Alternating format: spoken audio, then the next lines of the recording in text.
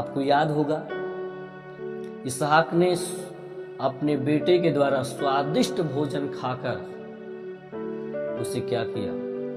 बोलिए, क्या किया? आशीषित किया। याकूब को स्वादिष्ट भोजन खाकर उसे आशीषित किया। याद रखिएगा।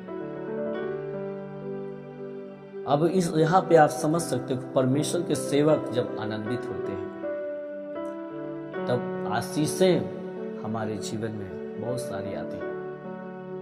आप स्वार्थी न बने मेरे प्रिय, आप निस्वार्थ रहो। विश्वास युग राजदूत बनकर आगे आना है।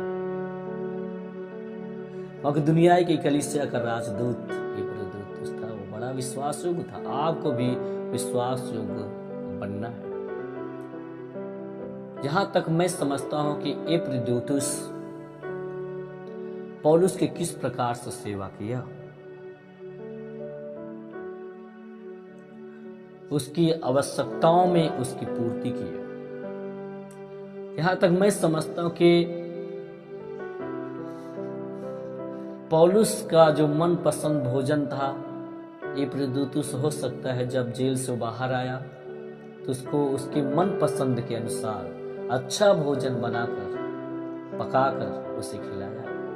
मैं समझता हूं कि पौलुस के लिए इब्रादूतुस बाजार भी गया होगा सामान खरीदने के लिए। जैसे मूसा का एक और सहायक था, सहकर्मी यहोशू क्या था मालूम? मूसा के प्रति कितना वफादार और ईमानदार विश्वासयोग्य सेवक था। वो मूसा जब खाना खाता है, यहोशू उसके हाथ को धुला रहा है। उसके हो सकता है जब कपड़े गंदे हो गए होते, यहोशू उसके कपड़ों को धोता है। बहुत सारे एग्जाम्पल हैं। एलिया का एक और जो सहकर्मी चेला एलिसा था, एलिसा भी सेम वैसे ही किया होगा। खाते समय उसका हाथ धुलाया, उसके लिए मार्केट गया, बाजार गया। ये बलिदान था, ये एक लगाव था। याद रखिएगा। वैसे इब्रादूतुस भी पौलुस के लिए दिन रात एक कर दिया था।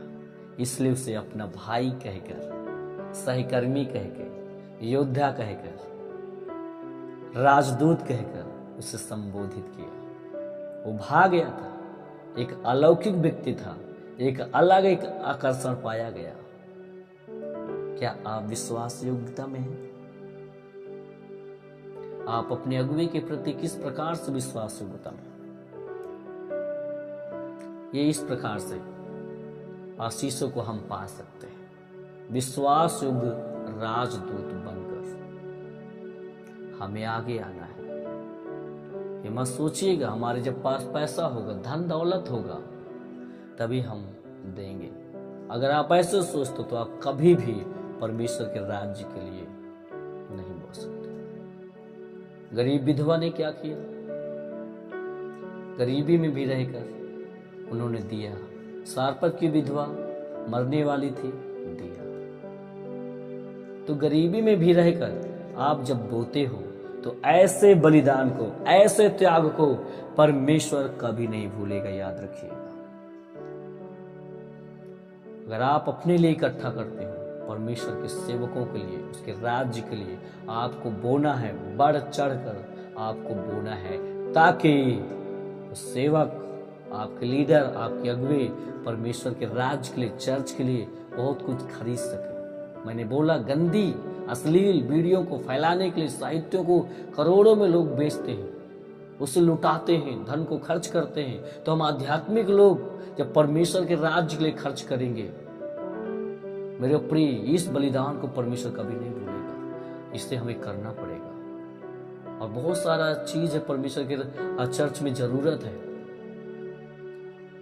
उसके माध्यम से और अच्छे से हम परमेश्वर के वचन को बहुतों तक लेकर जा सकते, उस उद्धार के संदेश को। आज बहुत ऐसे चर्चों में बहुत सारी कमी घटे, धन की आर्थिक स्थिति कमजोर है, आर्थिक तंगी है, इसलिए वो चर्च डेवलप नहीं कर पाता है, मल्टीप्लाई नहीं कर पाता है। जब आप देते हो तो आपके जीवन से श्राप टूटेगा, याद रखिएगा। पौलुस चाहता तो भेंट को ग्रहण न करता, लेकिन वो जानता है अगर इस गरीबीपन में मैं ग्रहण करता हूं तो इसकी कमी घटी को परमेश्वर पूरा करे, क्योंकि सारी जीविका का स्रोत, सारे आशीषों का स्रोत वो परमेश्वर है। ये एक वरदान है, ये एक सेवा है, एक ये बलिदान है, इसके लिए भी हमें तैयार रहना है। देने वाले कहाँ हैं? आज देना नहीं चाहते, सब लोग लेना चाहते, लेना चाहते हैं। परमेश्वर का वचन बताता है लेने से उत्तम है देना। देना सीखो, आप कर्ज में नहीं रहोगे, गरीबी में नहीं रहोगे, श्राप में नहीं रहोगे। परमेश्वर आपके जीवन को बेस्ट और बेहतर बनाएगा, यीशु मसीह के सामर्थ्य नाम में।